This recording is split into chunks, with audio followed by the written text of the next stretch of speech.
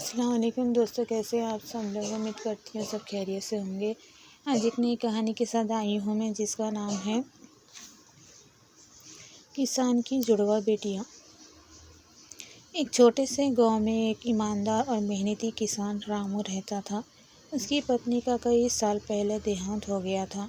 रामू अपनी दो जुड़वा बेटियाँ सीमा और रेखा के साथ एक मिट्टी के घर में रहता।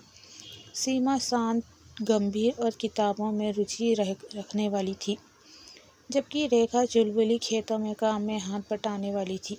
लेकिन दोनों में गहरा प्यार था। रामू बेटों की कमी भी कभी महसूस नहीं करता। वह अपनी बेटियों पर बहुत गर्व करता।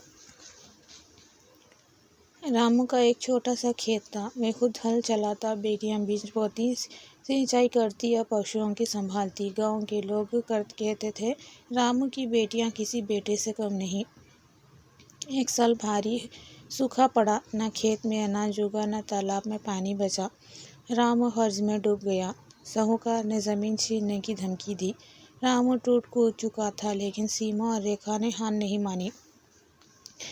सीमा ने कहा, बाबा आप आराम कीजिए, अब खेत हमारा है, हम मेहनत से इसे बचाएंगे। रेखा ने गांव के सरकारी दफ्तर जाकर एक योजना के तहत बूंद बूंद सिंचाई तकनीक के बारे में जानकारी ली। दोनों बहनों ने खेत को नई तरीके से सींचना शुरू किया। अपने गहने बेच के सस्ते बीज खरीदे और घर के आंगन में किचन गार्डन भी शुरू किया।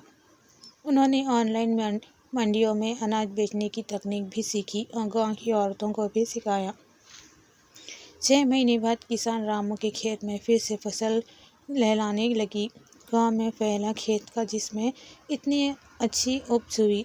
साहूकार को रामू ने सारा कर्ज लौटा दिया। गांव के सरपंच ने बेटियों को मंच पर बुलाकर कहा, ये है असली कुछ बेटियां, जिनसे पूरा गांव प्रेरणा ले सकता है। रामू की आंखों में गर्व के आंसू थे। उसने अपनी बेटियों का हाथ पकड़कर कहा, मैंने तो बस ज़मीन संभाली थी, तुमने तो भविष्य संवार दिया। बेटियां सिर्फ घर की जिम्मेदारी नहीं संभालती, वे पूरा समाज बदल सकती हैं, अगर उन्हें बराबरी का हक और विश्वास मिले।